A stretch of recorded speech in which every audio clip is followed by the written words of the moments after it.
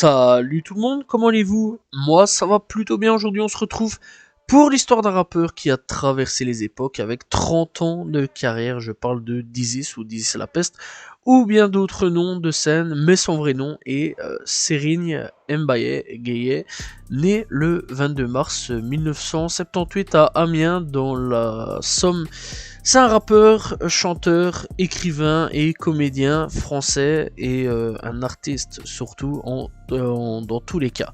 Bref, donc d'une mère picarde et belge et d'un père sénégalais, il grandit dans le quartier des Épines à Évry en écoutant majoritairement du rap français, plus particulièrement les pionniers NTM et IAM, et ainsi que du rock, et grandit auprès d'une mère bibliothécaire qui lui donne des goûts des mots à ce niveau-là. Par contre, un père absent. D'ailleurs, ça sera vraiment un gros truc dans sa carrière. Il en parlera énormément de l'absence de son père. Bref, sur beaucoup de choses à ce niveau-là, tout le long de sa carrière, il en parlera énormément. Entre 1997 et 1999, donc il prépare son CAP dessinateur d'exécution en art graphique. Mais il a déjà un pied dans le rap depuis pas mal de temps. Dizis évolue au sein du groupe Rimeur à gages composé de FDY Phénomène et Dizis la peste à partir de 1994. Et donc il sort son premier projet, son premier single, ce que les gens veulent entendre, au sein du label Nouvelle Donne, qui produit de jeunes rappeurs. En 1998, il participe à la compilation Le Défi avec le titre Heureux qui rient d'eux-mêmes, ils n'ont pas fini de rire, inspiré de Cadavéré. Chanson de l'Africain Zao, cette farce caricature le style vestimentaire et le goût pour la sape des Aïrois, Congolais et Maliens. Le rappeur révèle avec son titre un vrai talent d'écriture de l'autodérision, sans céder à la facilité. En 1999, donc, il sort son premier maxi solo, Bête de bombe, ce que les gens veulent entendre, soutenu par Joey Star et Cut Killer sur la radio. Skyrock's parrainage le fait gagner en notoriété. À Marseille, qui est donc soutenu par Akhenaton, on l'invite sur l'album du Troisième Œil et sur la bande originale du film Taxi 2 avec le collectif One Shot, composé entre autres de Faf Larage, Daddy Nutea et Jalaine Vasquez, Louisie du groupe Les du Neuf et Tairo. Déjà là, c'est vraiment excellent à ce niveau-là pour un jeune rappeur d'être vraiment autant sollicité. Dizis publie son premier album, un album qui deviendra culte, Le Poisson Rouge, le 23 octobre 2000, inspiré par le film Chute libre Falling Down de Joel Schumacher, qui compose plus de, attention, 200 000 exemplaires vendus. Le disque est récompensé d'un double disque d'or et il contient donc le single Je pète les plombs, sorti l'été 2000, un très gros succès à la vente avec 500 000 singles vendus. Et signe cet album avec GMDI, son disc jockey, plutôt donc beatmaker à ce moment-là, mais bon, on disait disc jockey à ce moment-là. Deux autres titres seront distribués en tant que single, Le Poisson Rouge et Ghetto Sitcom. Après la sortie de cet album, Dizis lance une marque de vêtements et sort quelques cassettes au Sénégal. Revenons à ce projet. Le Poisson Rouge, donc, qui est un album de 20 titres et 12 feats comme Tairo, Joey Star, Akhenaton, Eloquence, Bricefa, Toy, Tion Sec, Ruan Rozov, Béton Armé, Cordillite, Daye et 13. On retrouve des sons comme La Rumeur, Je pète les plombs. Et plus le temps, sincèrement, ce projet donc est une réelle dinguerie que je conseille fortement. Et moi personnellement, c'est à partir de là que je l'ai connu avec Je pète les plombs. J'étais très très jeune à ce moment-là, mais bon, ça a suivi pas mal à ce niveau-là les époques. Et c'est vrai qu'à ce moment-là, donc les personnes un peu plus âgées de ma cité écoutaient pas mal ce son-là. Donc voilà, j'ai connu assez jeune Dizis, et voilà, à partir de là, je vais quand même pas mal checker, donc voilà, et bien écouter, Je pète les plombs, etc. J'avais bien kiffé. D'ailleurs, le clip tournait pas mal à ce moment-là, donc sur MTCM ou MTV 1 2. Enfin bref, en tout cas, ça tournait pas mal à l'époque à la télé. Bref, donc il revient en 2003 avec l'album Jeux de société, publié le 27 octobre 2003. Malgré la participation du producteur aussi respecté qu'Akhenaton, Chris ou GMD ou encore une fois DJ Mehdi. Voilà, DJ Mehdi a participé à ça. Donc voilà, ce projet. Donc les ventes n'égalent pas celles de son premier succès. Ce projet contient 19 titres et 6 feats, Eloquence, Humphrey, Sarah, Bilal, 16 AR, Youssouf Gaye, Sissoko, et contient des titres comme Déjà Vu, Le Réveil et La Trêve. C'est un projet que j'ai plutôt bien apprécié. Il sort aussi en 2003 une mixtape du nom de Dizzy Skane, qui n'est pas dispo sur les plateformes de streaming, mais il est dispo sur sa chaîne YouTube officielle de Dizzy. Ça c'est quand même plutôt cool.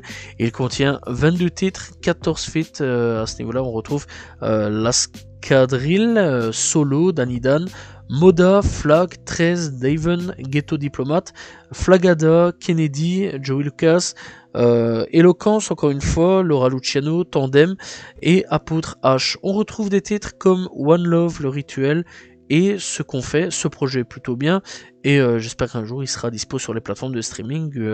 Voilà, ce serait quand même plutôt cool à ce niveau-là. Bref, donc ces deux projets-là sont quand même plutôt bien. Malheureusement, donc Jeu de Société n'a pas été très bien accueilli par le public. Dommage à ce niveau-là.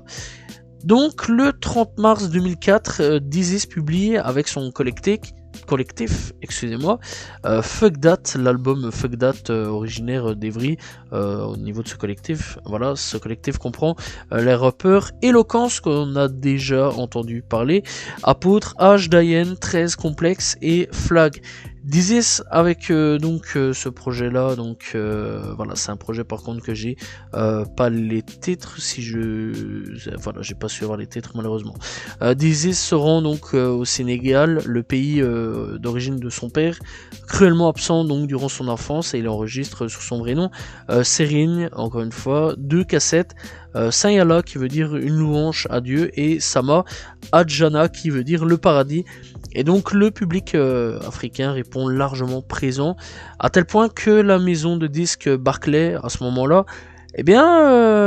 qui décide de faire un petit truc assez intéressant, puisqu'il décide de diffuser ses titres en Europe. Voilà.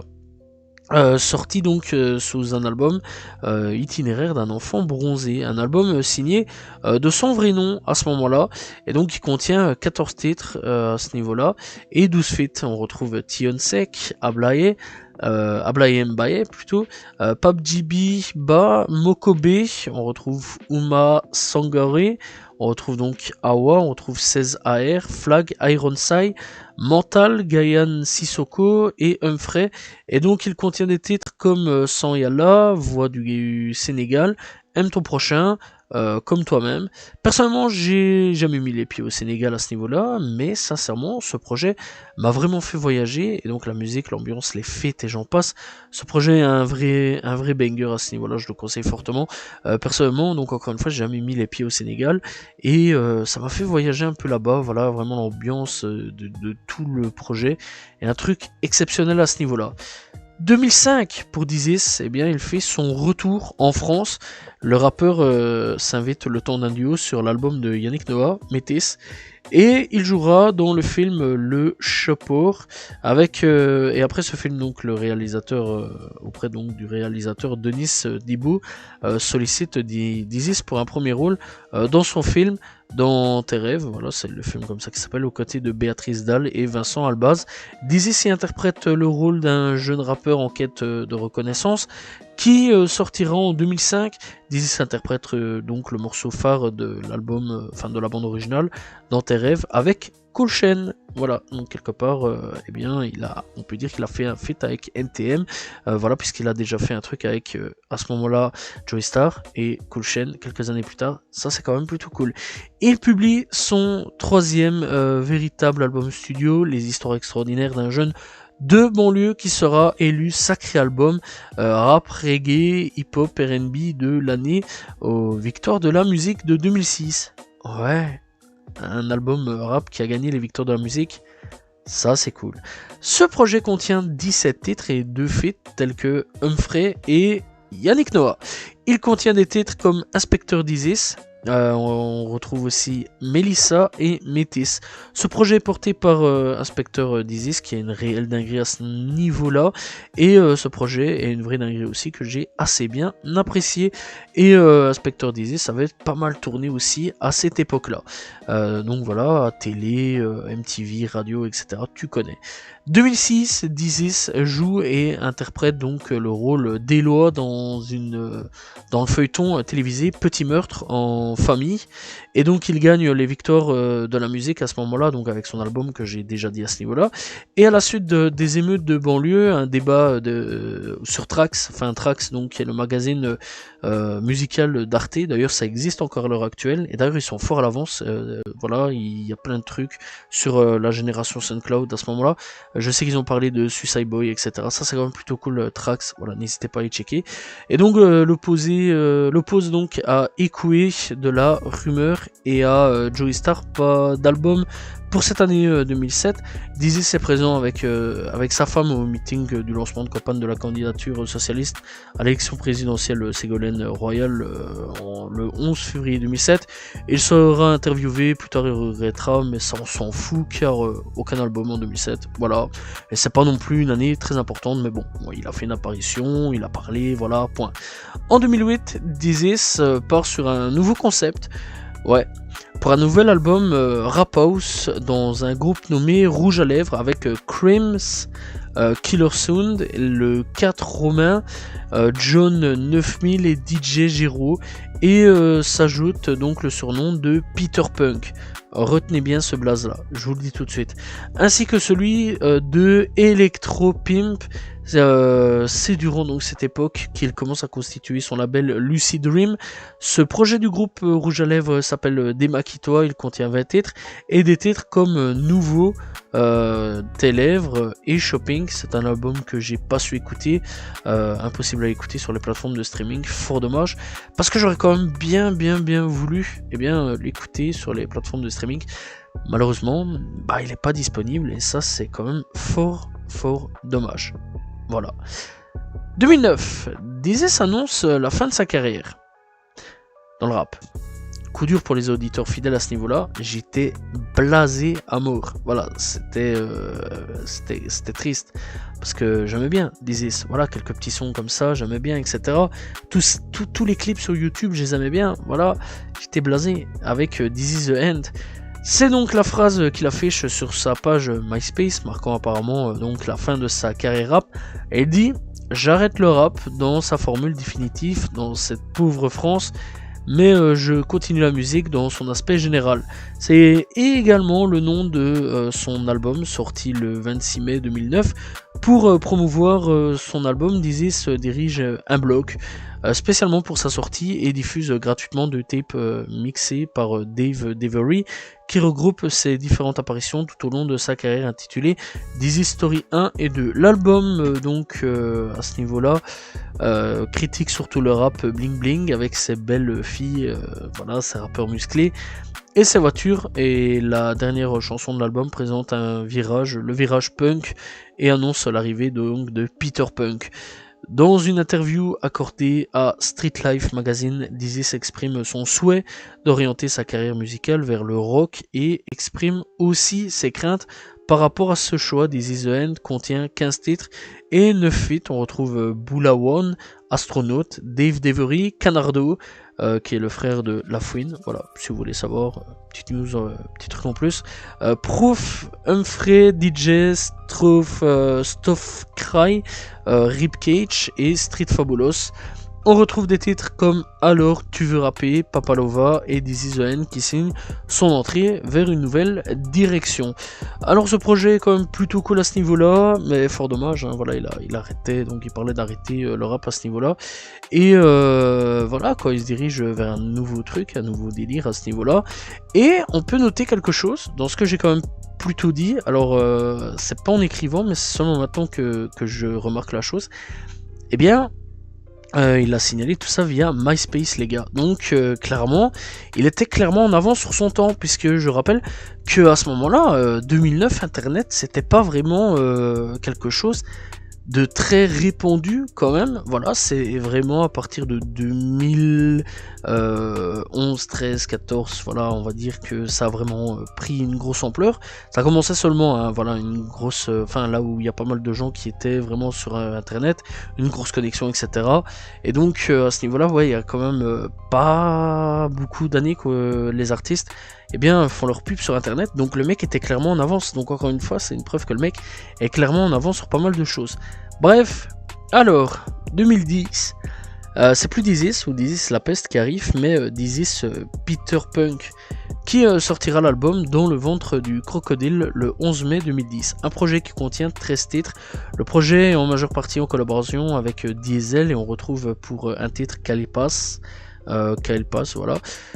Le projet contient des titres comme Mutation, Faire la mer, La Luciole. Le projet est clairement un autre délire. Perso, j'ai bien accroché et j'ai bien aimé le projet, même si tout le monde n'est pas réceptif au projet. Il obtient la même année son diplôme accès aux études universitaires et s'inscrit en fac de droit en 2011. Pas de projet solo et la question donc au niveau de 2011 et la question donc à ce niveau là que pas mal de monde se pose, ça va-t-il revenir au rap ou rester dans son nouveau style, et tout ça Dizzy nous répondra en 2012, mais ça veut pour autant qu'il sortira pas un projet avec il reviendra avec un groupe du nom de Club Sandwich. Et le projet s'appelle Les Valcheuses, pas Les Valseuses, Les Valcheuses, qui est une référence du film Les Valseuses. Le groupe est composé de Crème, que j'ai déjà parlé, Son of Kick, on retrouvera donc Simbad, on retrouvera Dizzy, voilà. Et le projet contient 9 titres, il contient des titres comme Valcheux, Castabouche, Le Soleil, se lève en Californie, et donc le projet se trouve sur YouTube et c'est un mélange entre deep house, électro minimal et break, beat, hip hop, ce qui est défini comme le deep co. Alors je connaissais pas du tout avant de faire cette vidéo là, et encore une fois c'est encore une petite preuve que Dizzy clairement est en avance encore une fois sur son temps sur certaines choses. Voilà, et ça c'est quand même plutôt cool parce que le mec il est parti vers un délire un peu plus rock, etc. Le rock au niveau donc du rap arrivera quelques années plus tard avec des mecs comme Lil Peep, X, etc. Et là le mec MySpace, etc. ça arrivera aussi quelques petits temps après, durant la grosse crise du disque. Voilà, je pense que de toute façon on va pas en parler là-dessus à ce niveau-là. Et là, le mec il ressort un nouveau truc avec un groupe, avec un nouveau truc qu'on connaît pas forcément. Et ça c'est cool aussi. Bref, en 2012, il reviendra le 26 mars avec un EP du nom de Lucide, première partie de la trilogie Lucide, et il publie plusieurs extraits de son EP tels que Moïse et tout ça. En attendant la sortie de son album pour promouvoir donc l'EP, Dizzy diffuse de son côté des titres de l'EP, plusieurs autres chansons sur les réseaux sociaux, nommées Vendredi, c'est Zizdi. Parmi ces titres figure Le poids d'un gravillon et Shadow Boxing. Il profite alors pour cette opportunité pour diffuser la Luciole extrait de Le ventre du crocodile. En parallèle à ce retour, il monte sa marque de vêtements, encore, du nom de Galvanizade, dont il fait la promotion dans ses clips. Et donc la marque reprend le symbole de la pilule rouge illustrée dans le P Lucide. Cette EP contient 8 titres, 2 feats avec le groupe 1995 et Grimes qui est de retour. Il y a des titres comme Tout ça qui est un réel banger, même si même encore aujourd'hui je l'écoute à mort à ce niveau-là. Mon amour qui lui aussi est un banger adressé à sa femme, voilà, j'imagine. Et donc validé, le dernier titre est validé. Ce projet est une réelle dinguerie, même encore aujourd'hui, personnellement ça tourne pas mal chez moi, voilà, il y a pas mal de titres qui tournent encore chez moi, voilà, je vous conseille fortement ce projet. Après la sortie de Lucide, Dizzy signe chez Def Jam France pour la sortie de l'album Extra Lucide le 29 octobre 2012. Le premier extrait éponyme est diffusé à l'été 2012, et donc pour la promotion de l'album, Dizzy donc diffuse de nouveaux clips le vendredi. C'est Zizdi, Cœur Gangster, Vide et Autodance. Et donc, le deuxième extrait de l'album se nomme Best Day et est diffusé à partir du 22 octobre. On retrouve également dans cet album une collaboration avec Orelsan intitulée Go Go Gadget, qui est pas mal à ce niveau-là. Voilà, c'est pas non plus un truc de fou, mais c'est pas mal à ce niveau-là. Bref, donc, qui sample eh bien, le générique du dessin animé Inspecteur Gadget. Le titre Polyuréthane Plastic Life évoque Translucide, donc voilà, dernière partie de la trilogie Lucide. Et donc le clip de la chanson Salaud de pauvre dévoile à la fin un teaser marqué Next Translucide. Avant de partir donc sur le troisième projet Lucide, voilà, on va revenir sur Extra Lucide qui contient 25 titres et 4 feats. À ce niveau-là, on retrouve Autumn, pas le rappeur US, voilà, donc Autumn existait déjà bien avant le rappeur US, voilà, et il s'appelle Autumn Rowe plutôt. Mac Miller, ouais, il a fait un feat avec Mac Miller, ça c'est quand même plutôt cool, RIP Mac Miller tous les jours bien sûr, et Orelsan et Ladae, à ce niveau-là, ou l'ADA plutôt. Bref, donc ce projet contient des titres comme Coda Vide, Go-Go Gadget et Bullshitter. C'est un projet que j'ai bien aimé et quelques sons tournent encore chez moi à ce niveau-là, donc voilà. Bref, revenons à l'album donc Translucide qui sera présenté via un clip nommé Translucide, donc voilà, présenté lors du concert du 23 avril 2013 à l'Olympia de Paris. La liste des pistes et dates donc de sortie de l'album Translucide est annoncée le 16 décembre pour une sortie le 3 mars 2014. Cet album est présenté comme la fin de la trilogie Lucide. Le premier titre issu de cet album se nomme Fuck les problèmes. Par la suite, d'autres clips sortiront. Et donc à ce niveau-là, eh bien Rap Genius, Complexité française, Kamikaze et King of Cool, la sortie de cet album, et également l'occasion de nouveaux clips vendredi, voilà, on connaît, du nom de donc Has-Been et Petit Coin de Paradis. Ce projet contient 18 titres et 2 feats, Mad et Simon Buret, chanteurs du groupe de Iron.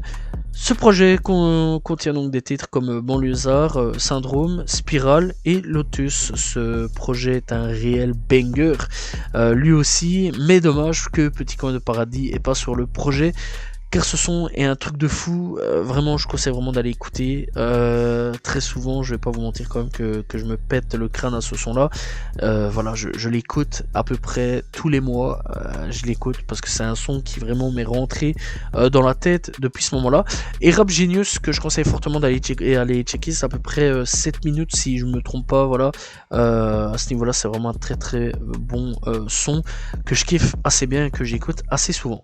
Bref, parallèlement, Dizis va s'essayer au théâtre. À partir de septembre 2013, il sera aux côtés de la chanteuse Safo, du comédien Denis Lavant et du musicien Mehdi Haddad plutôt, dans la pièce de théâtre Les Amours Vulnérables, et Desmond et Othello Emmanuel Piola Selemat et Raskas ou plutôt Razerka Ben Sadia Lavant, donc voilà, mis en scène par Razerka, voilà, au théâtre Nanterre, à ce niveau-là, Mandier. En 2014, il interprète le générique de la série d'animation Foot de rue extrême, diffusée en France sur France 3 pendant la Coupe du Monde de football en juin. Il participe donc à l'album reprise des chansons du chanteur Renaud. Voilà, je pense que tout le monde connaît Renaud. Si vous ne connaissez pas, n'hésitez pas à y checker. Voilà, bref, donc Renaud avec la bande à Renaud où il reprend Les Bétons. L'album rentre en première place du top album. Et plus de donc 50 000 albums sont vendus en une semaine. Bref, lors de la promotion de Translucide, Dizzy annonce qu'il prépare un nouveau projet intitulé Rap Machine. Pour le 1er juin 2015, il diffuse du titre évoquant l'album Rien à coffrer et Buzzer Shot avant de commencer la promotion de l'album avec différents extraits, les 10 commandements du MC, Bête de Bombe 6 et Abuseur. Le 19 mai 2015, à l'occasion de la naissance de Malcolm X, 90 ans plus tôt, et donc il organise un concert nommé Who is Malcolm X, réunissant plusieurs artistes rap tels que Youssoupha, Medine, Kerry James, Lino et Mac Taylor. Ce projet du nom de Rap Machine contient quant à lui 18 titres et 5 feats tels que DJ Pone, Margot Guerra, Youssoupha, Soprano et El Pacha. Et donc il contient des titres comme Basic Instinct, Bonnie sans Clyde, Malcolm. Personnellement, donc voilà, j'ai pas trop accroché à ce projet-là, c'est même un des rares à ce niveau-là. Mais j'ai quand même quelques titres comme donc que j'ai bien aimé à ce niveau-là, comme les 10 commandements du MC que j'écoute encore, mais c'est pas vraiment le projet auquel j'ai le plus accroché, le plus aimé, surtout que j'ai pas, enfin après avoir passé donc la trilogie Lucide qui était un réel banger, c'était excellent cette trilogie là. On passe à ça, j'étais un peu sur ma faim, je vais pas vous mentir. Rap Machine c'était pas vraiment le meilleur projet je trouve de la carrière de Dizzy, mais après il y a quand même quelques bangers, je tiens quand même à préciser. Bête de Bombe est plutôt bon, Commandant du MC est plutôt bon, par contre Abuseur je trouve qu'il a très mal vieilli avec les années et c'est pas si ouf que ça. Bref, il va nous revenir le 16 décembre 2016, Dizzy publie le titre Grande Colère sous le nom de Dizzy La Peste. Dans un style plus électro et décalé, il annonce ensuite son nouvel album sans donner son nom. Et donc il sort deux clips, la première Autre Espèce le 27 janvier 2017 et Splash le 5 mai de la même année. Ces deux titres sont extraits de l'album Pacific, sorti le 9 juin 2017. Ce projet est en collaboration avec Stromae sur pas mal de choses au niveau des prods et on ressent fortement la patte Stromae et ça fait plaisir d'ailleurs. Avant de sortir son projet, il signe chez Polydor qui fusionnera Dizzy et Dizzy La Peste, car les plateformes de streaming pensaient que c'était deux artistes totalement différents. Le projet Pacific contient 20 titres et 3 feats. On retrouve Hamza, Margot Guerra et The Secret Magician. Et des titres comme Splash produit par Stromae et dans le clip, voilà on peut voir le clip, on peut voir la fille de Dizzy, voilà à ce niveau là. Marquis, donc qu'ils ont de la chance aussi à ce niveau là au niveau des sons qu'on peut retrouver. Ce projet est excellent. Perso, il m'a fait voyager un peu, voilà à ce niveau-là, et c'est un excellent album qui essaie des trucs vraiment bien, un mélange encore une fois d'électro-rap et j'en passe. Je conseille vraiment ce projet personnellement, je l'ai pris en plein dedans, enfin en plein de poire plutôt, et j'ai plutôt bien accroché. Le 24 août 2018, et là, à partir donc de Pacific, Dizzy là, c'est là qu'on va parler de Dizzy là, donc c'est le prochain album, et le dernier album. Accrochez-vous, parce que quelque part c'est à peu près tout lié ensemble et on va en parler à la fin. Le 24 août 2018, Dizzy se dévoile la tracklist de son nouvel album Dizzy Zilla. À apparaître donc le 14 septembre, il dévoile un premier single, Hiroshima, le même jour avant de publier Dizzy Zilla, et Kaiju le 7 septembre. Contrairement aux autres albums, Dizzy est très énervé et parle souvent de sujets violents, et ça on va comprendre bien après à ce niveau-là. Aussi dans Hiroshima, Dizzy se dit irradié par son passé. Dans une interview pour Combini, eh bien, il analyse cette phrase de cette manière. Je pense que c'est un contexte familial, histoire chaotique entre mes parents, le fait de grandir dans la précarité dans un quartier assez chaud, mais on est tous irradiés, c'est juste que ce ne sont pas les mêmes radiations. Tu peux grandir dans le 16e, avoir un père absent et être irradié par ce manque d'affection. Dans cette même interview accordée à Combini, Dizzy se déclare en parlant du ton de l'album, c'est une espèce de colère, de rage et surtout de regain de puissance qui a fait que j'avais une envie fulgurante d'aller en studio, d'écrire sans réfléchir et de poser sur des instrus. Tout simplement, c'est la première fois que je fais un disque dans ce genre, c'est complètement à l'opposé de Pacific, il est irréfléchi, j'avais cette pulsion en moi depuis longtemps, je me suis autorisé à la lâcher. Dans Pacific, je laissais déjà transparaître mes tortures et mes tourments, sauf que j'avais envie de les comprendre, les accepter, les nuancer et les peindre, alors que là, dans Dizzy là, c'est frontal, j'ai accepté de mettre du lait dedans parce que la leader fait partie de moi, fait partie du monde. Dizzy Zilla contient 16 titres et 3 feats avec Sofiane, donc Fianso, Niska et Harry. Il contient des titres comme Keiju, Hiroshima, Ulysse. Ce projet est une réelle dinguerie. Perso, j'ai vraiment kiffé le délire Japon avec le Keiju et la rage de Dizzy. Ça changeait donc complètement de ce que Dizzy nous avait déjà proposé, et je conseille vraiment d'écouter ce projet, et on va commencer un petit peu à comprendre certaines choses entre le précédent album, donc Pacific, et Dizzy Zilla. Mais avant ça, on va parler d'un EP, cet EP qui est donc sorti le 24 octobre 2020 à 20h sur le site Redfield Shop, la marque de vêtements de Dizzy La Peste, pour une durée de 24 heures seulement, à l'occasion des 20 ans, jour pour jour, de la sortie de son premier album, Poisson Rouge. 3 t-shirts exclusifs à son effigie furent également commercialisés au même moment. À noter que ces 3 titres ne sont ni mixés ni masterisés, bon, on s'en fout à ce niveau-là, et cet EP contient les titres Amour, que l'on va bien retenir car il est important pour la suite, Dans tes bras, et Vega, voilà, bref, donc c'est un petit EP plutôt sympa que j'ai eu l'occasion d'écouter et que j'apprécie assez bien à ce niveau-là. À l'occasion de la Saint-Valentin 2022, Dizzy annonce la sortie de son album Amour.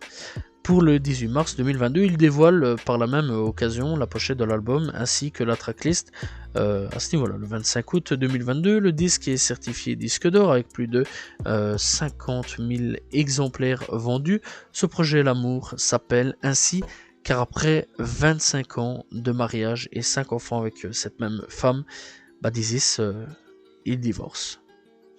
Voilà.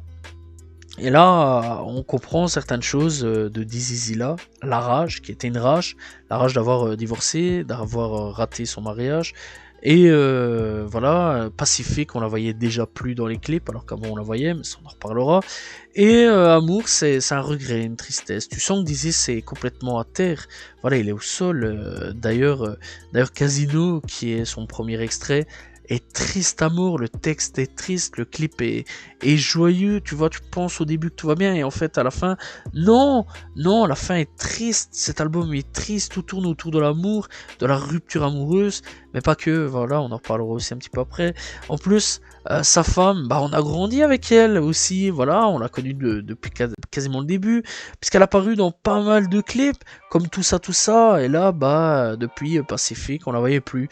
On voyait donc les 5 enfants à la place, et là, les pièces du puzzle manquant commencent à se mettre en place, et là on comprend pourquoi elle a disparu avec les années, et certaines choses avaient dans Dizzy Zilla, Pacific, et dans cet album, il nous parle de sa vie de célibataire, de comment plaire à quelqu'un après 25 ans de mariage et la rupture, etc., et des rencontres amoureuses à ce niveau-là, et c'est quand même un truc de fou. Voilà, c'est un truc de fou.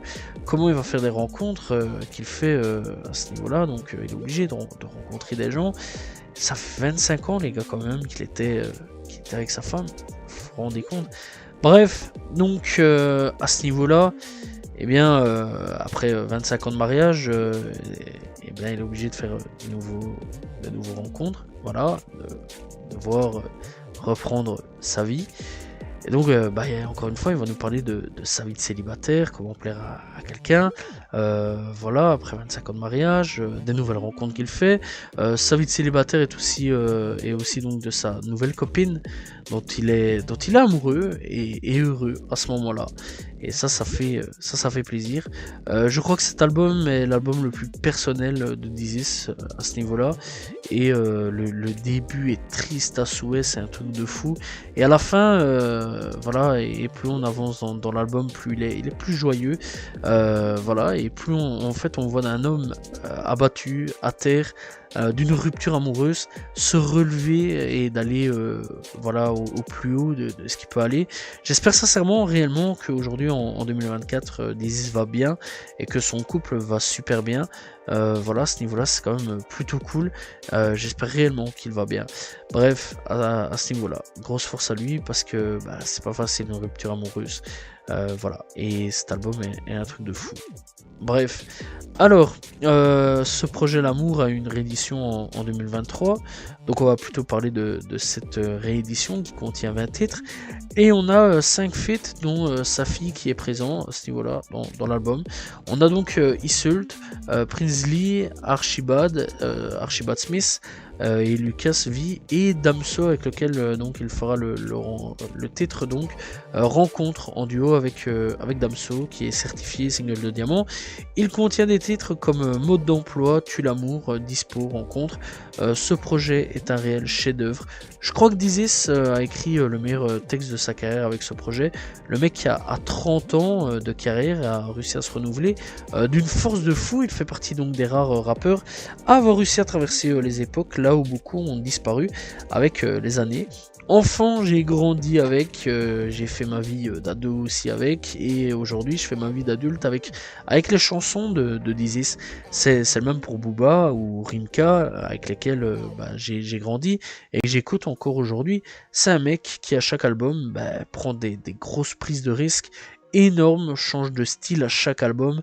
Bref, ce mec, ce n'est pas un rappeur, mais un artiste dans tous les sens du terme. Voilà, je conseille réellement d'écouter si vous aimez le rap, voire même la musique en général, d'aller écouter, parce qu'il n'y a rien d'autre à dire à ce niveau-là. Et il faut savoir que récemment, Dizis est devenu producteur, voilà, donc à ce niveau-là, il va découvrir des gamins, voilà. Et il y a un garçon qui, je pense, si vous écoutez de la nouvelle génération, il y a un jeune rappeur du nom de Luther, donc qui est un rappeur français, très jeune, vraiment très très jeune, qui est donc un peu dans la New Wave, on va dire. Eh bien, il a signé chez Dizis, et ça c'est quand même plutôt cool à ce niveau-là. Voilà, donc Dizis l'a signé, et ça c'est quand même plutôt cool. Bref, franchement, je vous conseille vraiment d'aller checker. Je sais qu'il a signé d'autres personnes. Faudrait que j'aille rechecker un peu ce qu'il a été signé. Mais je sais qu'il a signé 2-3 rappeurs à ce niveau-là que je conseille fortement. Donc voilà, il a l'oreille à ce niveau-là aussi, un Dizis pour repérer des très jeunes talents. Et ça, c'est quand même plutôt cool. Ça prouve vraiment que le mec est un grand artiste. Bref, que dire de plus? Je pense clairement que j'ai dit un peu tout ce que j'avais à dire sur Dizis. C'est un artiste, personnellement, avec encore une fois lequel j'ai grandi étant très très jeune. J'ai découvert très tôt. Voilà, dans ma vie, c'est un mec avec lequel j'ai grandi. Voilà, c'est beaucoup des singles au début que j'ai beaucoup écouté. Puis donc avec sa trilogie Lucide, c'est là où j'ai commencé vraiment à m'intéresser au niveau des albums, plus les singles qui passent à la télé ou autre quoi aux caisses. Là c'est vraiment plus dans les projets, et très sincèrement tous les projets, enfin chaque projet qu'il a fait, il y a quelque chose de très intéressant que j'apprécie fortement, et j'ai hâte de découvrir son futur projet, peut-être en 2024, en 2025, je sais pas, en tout cas il y a eu une réduction l'année passée, donc je ne sais pas s'il va sortir un nouveau projet cette année ou non. C'est la question que je me pose à ce niveau-là, mais j'espère, parce que j'ai vraiment hâte de voir si pour ce nouveau projet il va nous raconter un peu ce qu'il a vécu après Amour. Est-ce que ça va avec sa nouvelle copine? Est-ce que peut-être il attend un sixième enfant? Qui sait? On sait pas. Est-ce que la vie va bien? Est-ce que voilà, la nouvelle vie qu'il a aujourd'hui avec cette nouvelle femme va bien? J'espère, parce que voilà, c'est un type, il mérite d'être bien, voilà. C'est un gentil, c'est pas un méchant, ça se voit, c'est super cool. En plus son rap, c'est vraiment un truc que j'aime assez bien, son rap, voilà. Et très sincèrement, c'est un mec avec lequel j'ai grandi, et que quelque part ouais, c'est comme un grand frère quoi, quelque part, tu vois. T'imagines, j'ai 20 ans, enfin ouais, j'ai 20 ans, 27 ans, et le mec j'ai grandi avec, c'est un truc de fou, c'est un truc de fou. Donc voilà, il a 30 ans de carrière, c'est un type qui est là, qui mène sa barque depuis 30 ans et qui réussit tout ce qu'il produit, voilà. Et j'ai hâte d'écouter le futur de sa carrière. Bref, j'espère que vous avez apprécié la vidéo sur l'histoire de Dizis. Personnellement, Dizzy, c'est un de mes rappeurs préférés à ce niveau-là, voilà, et j'ai hâte de découvrir encore une fois le futur de Dizzy. N'hésitez pas à vous abonner, liker, commenter, partager. On se retrouve demain pour une nouvelle vidéo et très prochainement pour une nouvelle histoire de rappeur. Salut tout le monde, ciao ciao.